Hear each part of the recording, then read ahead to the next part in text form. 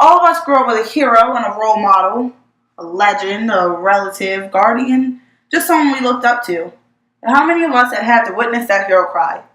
The winter break of my 6th grade year was the first time I witnessed mine break down. I remember it so vividly, like it just happened a few minutes ago. It's around 2 a.m. the day after Christmas, and our family of 5 was sitting, some asleep, in a shut-off navy blue Chrysler 300, parked in a McDonald's parking lot, just off the highway. We were evicted on Christmas Eve, and the car seemed to be the only silver lining because we had a place to stay. But the bill wasn't paid in full, and the kill switch was activated that evening. Couldn't sleep that night. I just laid there with my eyes closed, and then I heard it. It started with slow, undecipherable mumbles and grew quickly to muffled sobs. Sitting behind the driver's side where he was hunched over in his seat, he began begging quietly to any higher power that would bear to listen to his cries. He told of how he let his family down and needed strength to bear his burdens. I sat there in shock because it never occurred to me that my hero had any weaknesses. The following day, he stood as tall as he always would and looked as determined and prideful as he always had.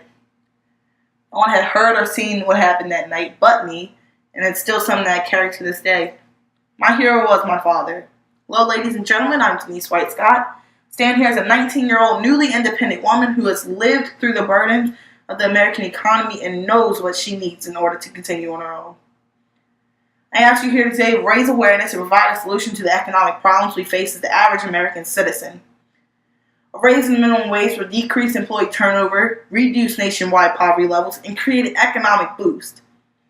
I'd like to convince you to reach out to your local and state senators to ask them to raise the minimum wages all across America so that their proud people can live comfortably. First, I'd like to discuss how increasing minimum wage will simply give employees incentives to stay at a job. There's been talk of a federal wage increase to $15 an hour, and heads have already started spinning. Catch here is that we won't be seeing this change for another 4 to 5 years. There's still no guarantee that there will be enough. That will be enough as time goes on. 2009, we had one of the largest federal wage increases, sitting us at $7.25. In fact, many of us remember a steady increase in minimum wage from 2007 to 2009, and it seems like right there is when it died down. We've been at constant $7.25 for 10 years, yet our comfortable cost of living has been on the incline. On the other hand, unemployment rates have been on decline and have actually been as low as in the past 50 years. New jobs are being created, individuals are taking them, but no one wants to keep them. These wages at these jobs aren't cohesive with the cost of living in America, and it's causing employees to turn away. In my city of Baltimore, the median household is over $12,000 short of the cost to live comfortably. This is a city where it seems like every block has at least 2 boarded up houses. Yet the cost to live in the houses next to them are still out of our price range. In addition to unaffordable housing, many of the jobs paying minimum wage don't provide health benefits or any benefits for that matter. There's another expense that we can't afford to pay on a minimum wage salary. Full-time job on minimum wage will only provide annual gross salary of just slightly over $15,000, and that just barely covers rent alone. $15,000 should be enough for a teenage dependent, but with the average age of employees living on minimum wage salary being 35, it doesn't seem like a fit salary to sustain a quality lifestyle. Increasing federal minimum wage will solve these problems and increase employees' likelihood to stay at the company. I want to get into how high poverty levels in the nation and how the raising of minimum wage can reduce them. Unemployment may be down, but poverty levels have not yet dipped. What if I told you that the vehicle residencies in American cities have risen by over 46% in just 2018 alone?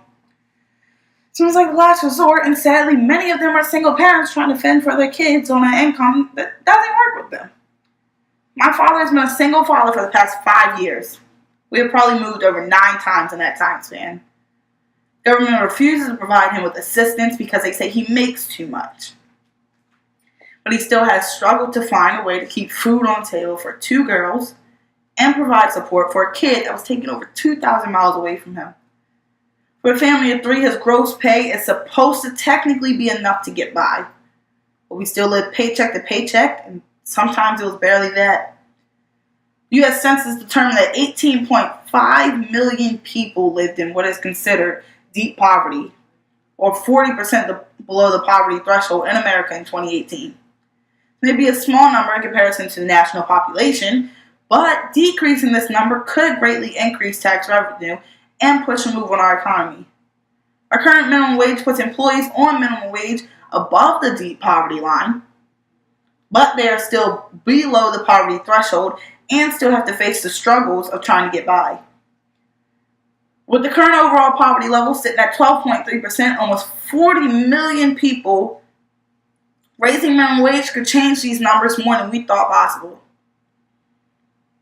Now that we talked about how raising minimum wage will benefit the common folk, both in increasing incentive and allowing for a better lifestyle above the poverty line, but these aren't facts that our government cares to hear.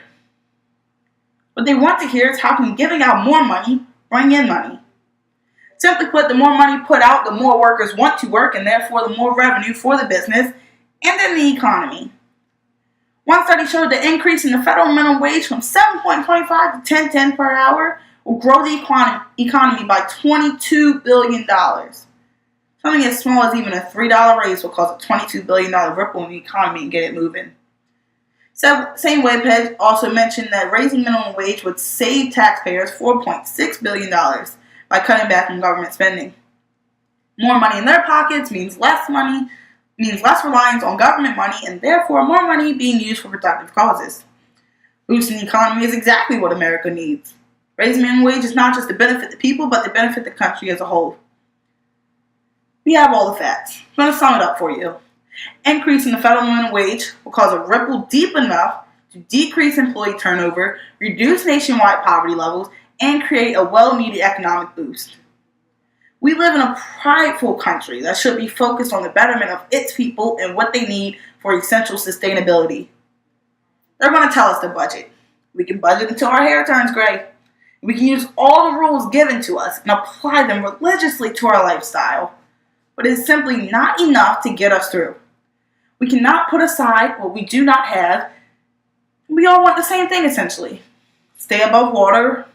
Stay with our head above water without having to worry about a bill collector or our next meal. Many of us here today have struggled this same battle. Printing up an email for all of you and your pamphlets there that I want you to send to any of your local or state senators to raise attention of our struggles. Even reaching out to the federal government is possible and strongly encouraged. I'm only asking that you take into consideration your own well-being in doing this one favor. It's not greed. This is not begging. This is us, as American citizens, asking for sustainability.